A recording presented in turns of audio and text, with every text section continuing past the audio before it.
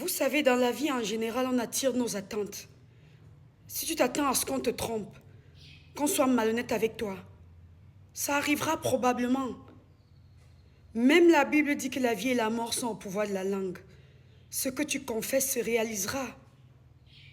Vous connaissez l'effet Pygmalion? Oui, c'est une très bonne théorie de communication. Je vous explique vite fait, c'est une légende grecque. Il y a ce sculpteur qui s'appelait Pygmalion. Il avait une sculpture qu'il affectionnait particulièrement. C'était une femme. Il se disait, j'aimerais que la femme de ma vie soit comme cette sculpture-ci, ait ces mêmes qualités-ci. Une déesse a pris possession de cette sculpture et est devenue la femme de sa vie. Oui, trêve de blablabla, mais c'est pour transmettre un message. C'est pour dire que ce que vous attendez, vous allez le recevoir. L'anticipation, qu'elle soit positive ou négative, a un effet créateur. On dit banalement souvent, ne dessine pas le diable au mur, pour dire n'anticipe pas sur les choses, elles pourraient arriver. C'est valable pour les parents. Si tu trouves tout le temps que ton fils est un cancre, que ton enfant est un vaurien, ben pourquoi il fera des efforts pour être autre chose? Par contre, si tu dis que ton enfant est un génie, qu'il est très intelligent, il se mettra dans les conditions pour le devenir, pour te faire plaisir, parce qu'il saura que c'est ce que tu penses de lui. Il ne voudra pas te décevoir.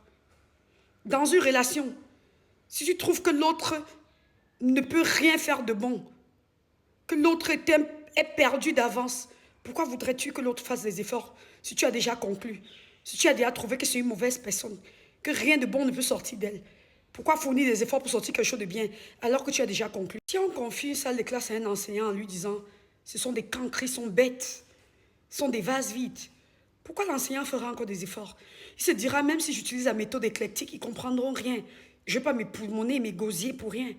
Par contre, si on lui dit que ces élèves-là acquièrent vite, ils sont des génies, ils sont très intelligents, il aura envie de se surpasser pour faire mieux que les autres.